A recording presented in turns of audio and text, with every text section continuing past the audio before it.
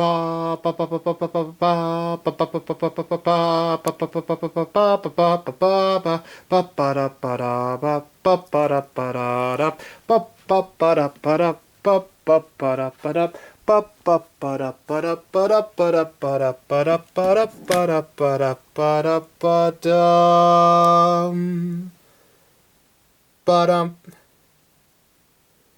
Sleeping Rose, written by Angela Elwell Hunt, illustrated by Chuck Gillies.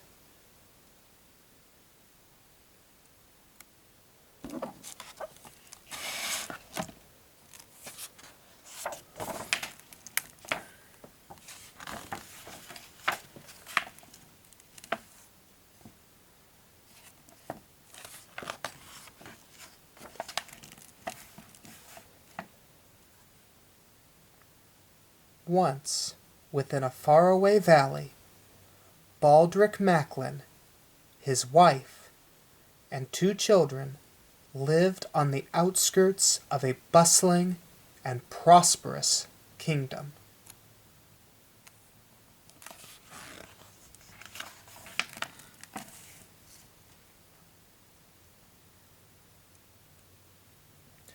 Baldric raised beans, wheat, and barley during the warm months, while his wife sewed lovely clothes for the village people. But in the springtime, Baldric devoted his time to the care of a single rose bush, a strong plant that every year produced only 1 flower. Baldric's son, Jacob, called it the May Day Rose, for though the blossom appeared in the early spring, the flower always opened to its purest color and sweetest fragrance on the first day of May.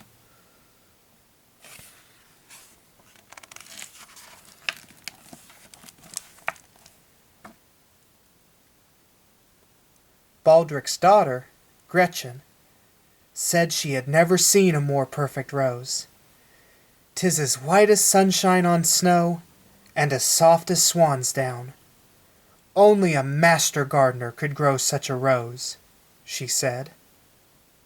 And all the villagers agreed. "I'm not a master gardener," Baldric modestly replied. "I'm just a farmer." But at night he dreamed of wearing silks and satins and tending the king's royal gardens.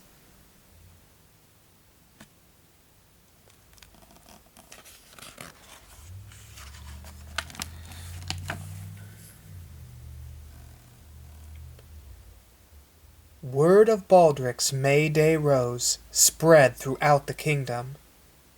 One April day, a sealed parchment arrived at the Macklin farm.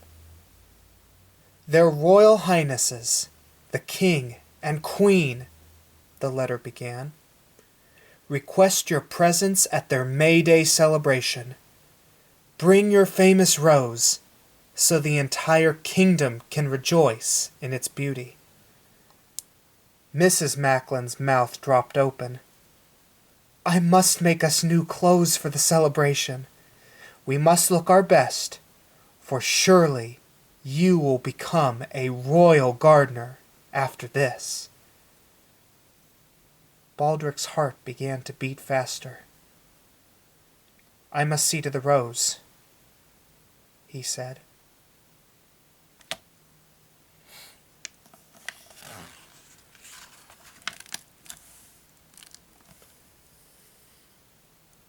He turned toward the gate where the plant was growing in a sunny spot, but gasped when he saw a beggar standing there. The man's feet.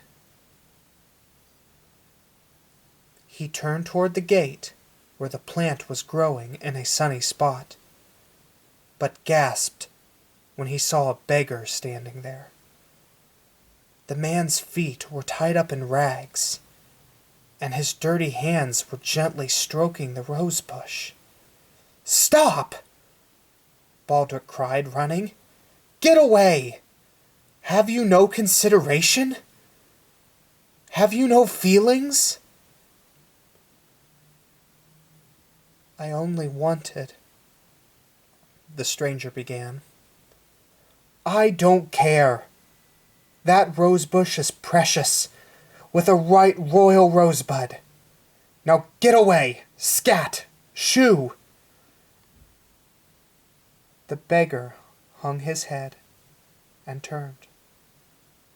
But before he left, Baldric saw a single tear slide from the man's cheek and stain the rosebud. "Go!" Baldric cried.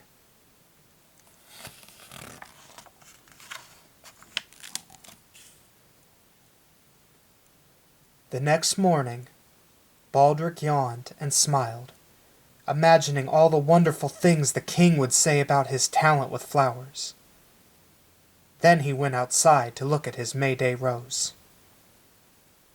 In a moment, Baldric was back in the house. "I'm a little worried," he told his family. "'Tis only 2 days until May 1st, and the rosebud hasn't begun to open." "Don't worry, Papa," Gretchen said. "Perhaps the rose bush is a wee bit thirsty. Why don't you give it a drink?" So Baldric did.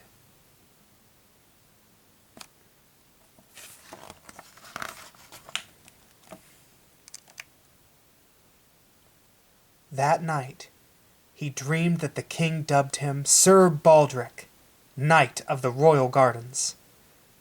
He got up with the sun and went outside to look at his May-Day rose. In an instant, he was back in the house.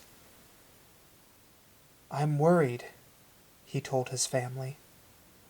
"The king's celebration is tomorrow night, and the rosebud still hasn't begun to open." "Don't worry, dear," his wife said, as she sewed a sleeve on his handsome new shirt. "Perhaps the rose bush is a wee bit chilly. Why don't you warm it with your cloak?" So Baldric did.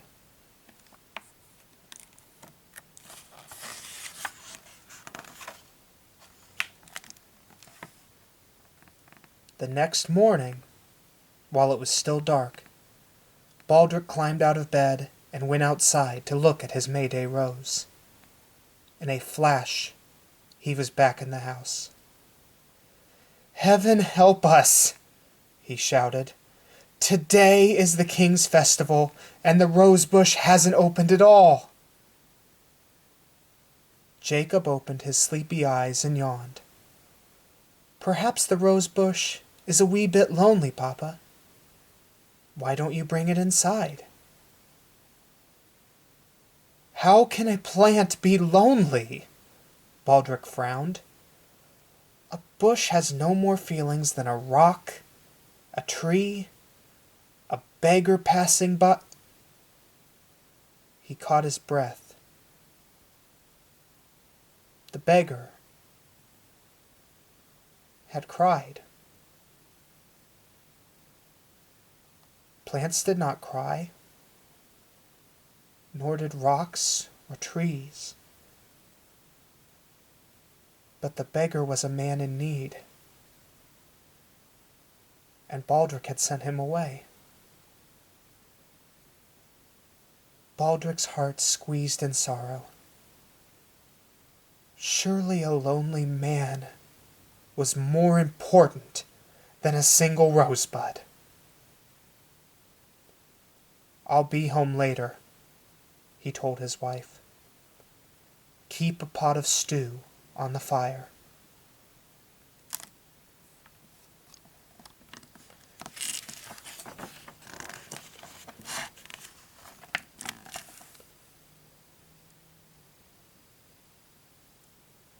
Baldric left his cozy house and searched throughout the countryside.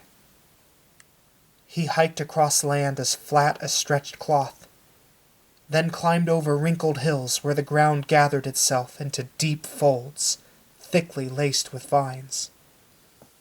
Finally, in a meadow near the road, he found the beggar sleeping in the grass. "Come, friend."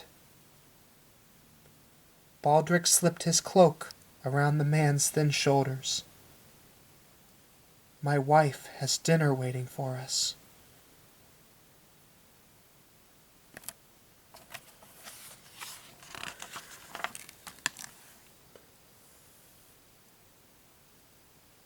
"My goodness, how hungry you both must be," Mrs. Macklin said when they arrived.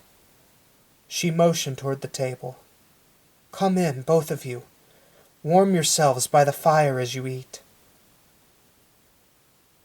After dinner, Mrs. Macklin gave both men new shirts and breeches and soft cloaks.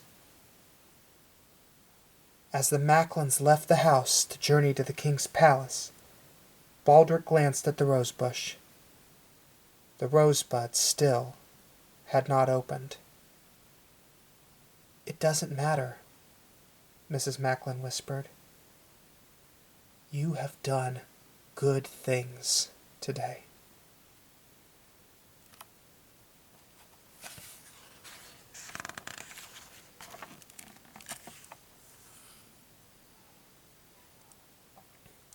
The royal celebration was everything the Macklins had dreamed it would be.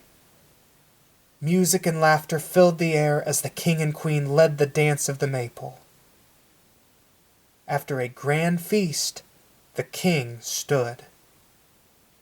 The crowd fell silent, and Baldric felt his heart sink as the king looked his way. "Baldric Macklin!" the king's voice boomed over the crowd. "We have heard many wonderful reports about your May Day rose. Now we would like to see this wondrous flower for ourselves."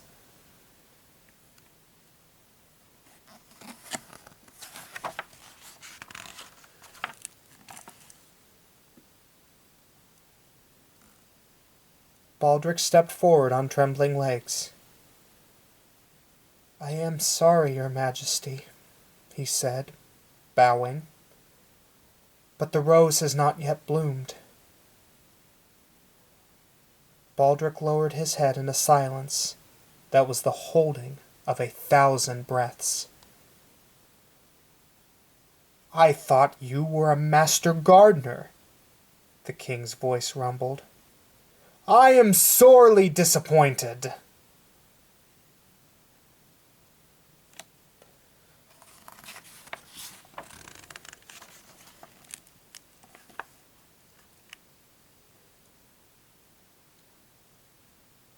"Do not be disappointed in Baldric Macklin, your highness." A different voice rang over the gathering, and Baldric lifted his head. "Baldric sees what others cannot," the beggar said, coming forward with the emerald-green bud in his hands. "When others turned me away, Baldric searched and found me. He fed me from his table and exchanged my rags for warm clothes. Only he cared enough to see my broken heart."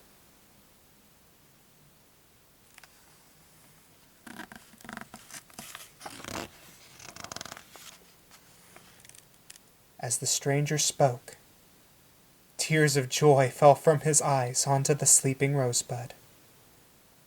Before the astonished gaze of the villagers, the rosebud frilled in the lamplight, spreading its snowy petals in a dazzling burst of brightness. The sweet fragrance of 1,000 roses filled the air. The brilliant blossom burned in white gold radiance. As the king and queen gasped in amazement, the stranger turned and placed his hands on Baldric's shoulders. "You have chosen the right thing," the stranger said, a smile lighting his eyes. People matter more than praise. Know this, Baldric Macklin. Any time you offer help to a needy soul, you have offered it to me.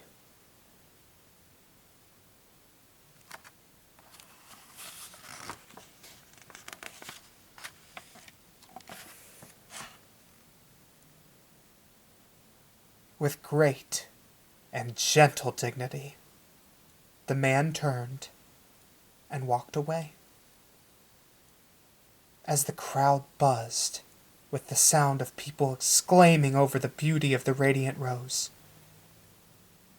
Baldric marveled over the stranger's parting words and the tender touch of the man's nail-scarred hands.